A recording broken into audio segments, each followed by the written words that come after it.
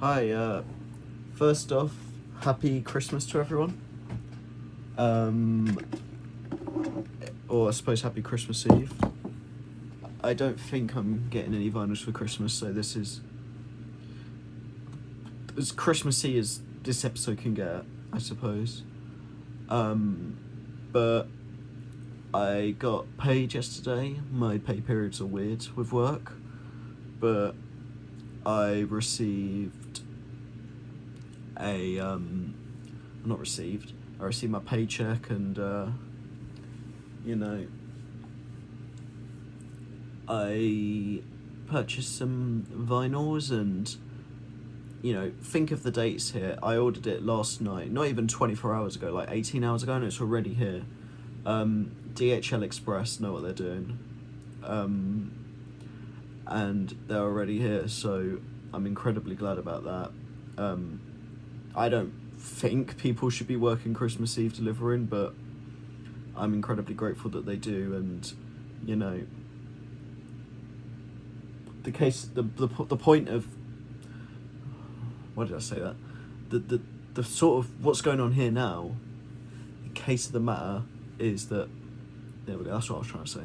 The case of the matter is, I ordered some vinyls last night, 4 p.m, half 4, I can't remember, but they're here already, and it's 1:45 on Christmas Eve. That's just brilliant customer service. I ordered from Juno Records again, which I got Emperor Tomato Ketchup and Surfer Rosa from before in part 1.5, if you somehow remember that.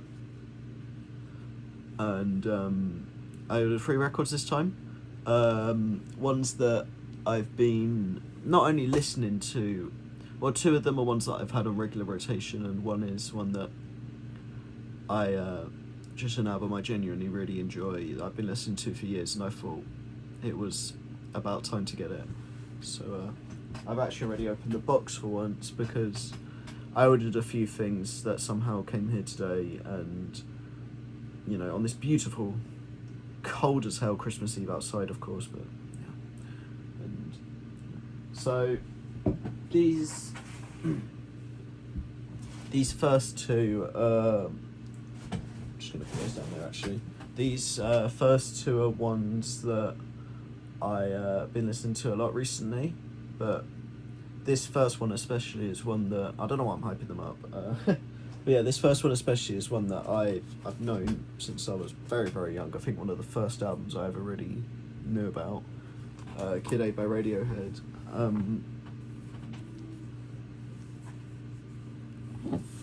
I've got OK Computer and In Rainbows on vinyl, and I think the only other one I really want is The Bends, and maybe A Moonshaped Pool. I'm not massive on Amnesiac or Hell to the Thief or Pablo Honey, The King of Limbs. Not for me really, but this I will I'll gladly own. I think it's a brilliant record. My favourite on this may not be the one that a lot of people are expecting, and it's I can't remember how to open Shrink Wrap. Oh, never mind. I don't even need the Swiss Army knife for this one. And it's the national anthem. Idioteque was the first song I heard on this from that EMI Best of CD. My parents used to play that a lot when I was very young, and I mean, it's a great record. Absolute, I don't really want to say classic, but all 3 of these are old albums, classic albums, whatever. It actually seems like I'm quite against ordering albums that were released after I was born, considering my recent acquisitions, but it's just how it is sometimes. Yeah. Just move that there. Yeah. Is it a gatefold? Yes, it is. I mean, of course, this and OK Computer was actually the first record I ever brought. Essential to have in your collection, maybe.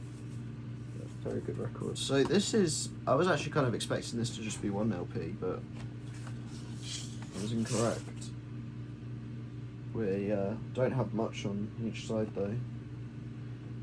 this one only has the first 2 tracks, which equates to what, 10 minutes of music? Not even that, no, 7-8 minutes. Pretty vinyls. You know, Radiohead ones are always really well done. They've got a lot of care put into them, probably because they sell like hotcakes. Very abstract artwork. Is that? Yeah, I don't know when this was printed. I'll find out. I'll go on Discogs, I guess.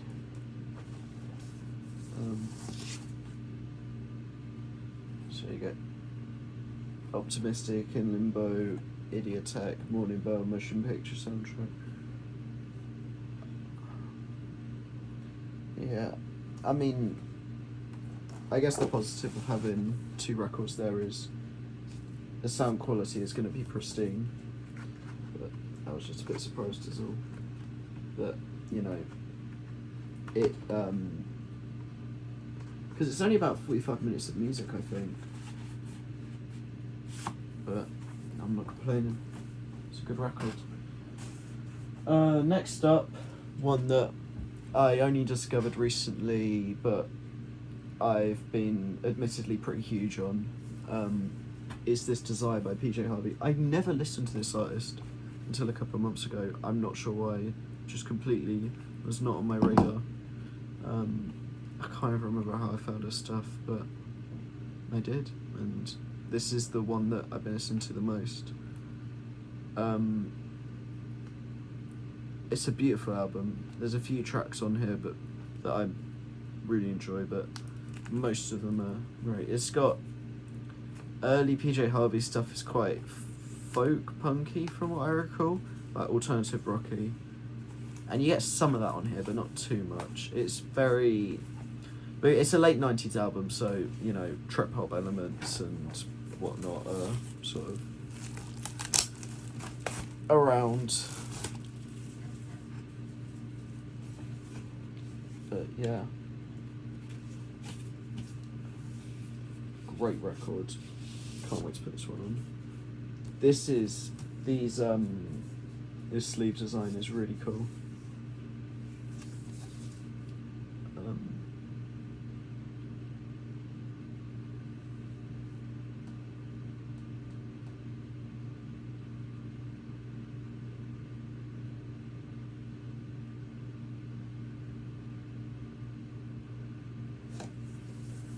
Just looking at that because it's a bit.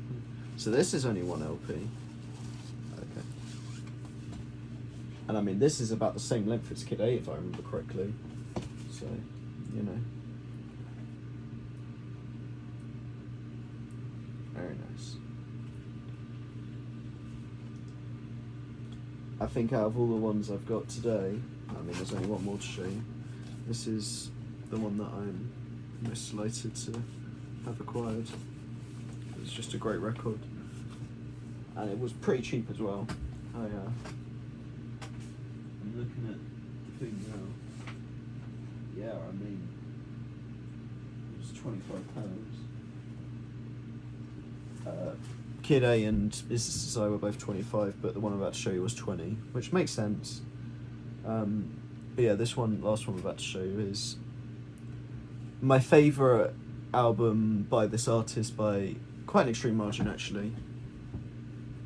You know, there's a lot that goes into that reasoning. You know, the stories of how the album was made was very interesting, and music itself is fantastic, of course, and it's Station to Station by Bowie.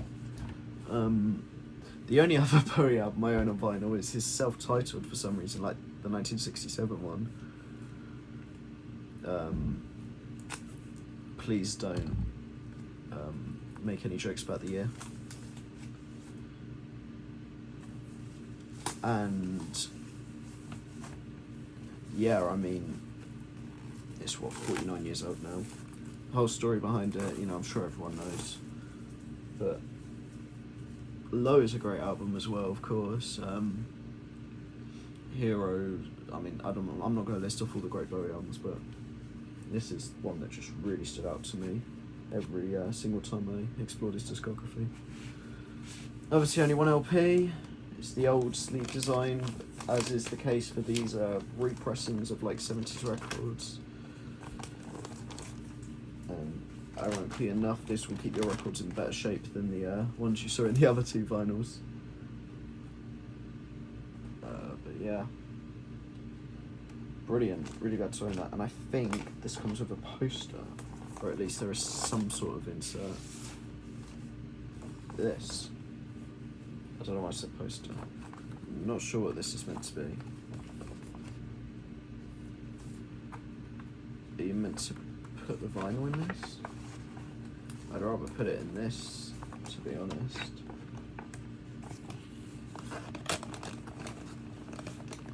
Okay, I don't think these two are meant to go with each other. Don't know why I thought it, oh, it does. Hold on. There's a little sleeve. Insert. Just a bit of paper. Nothing special. But can't complain. It was 20 quid and it's a great record and it's going to sound great probably. Repressed on heavyweight. That's always a good sign. No, I'm still unsure of what this thing's for. So that's that. Happy Christmas once again. I say as I try to put this all back in. And hopefully, maybe there'll be something waiting for me tomorrow. I haven't asked for any vinyls in specific, but I'm surrounded by people that are familiar with my music taste, so never say never, I suppose.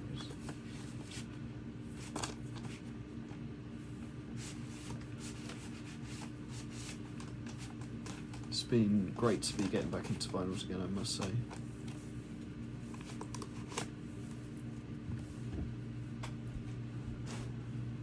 And, that's that.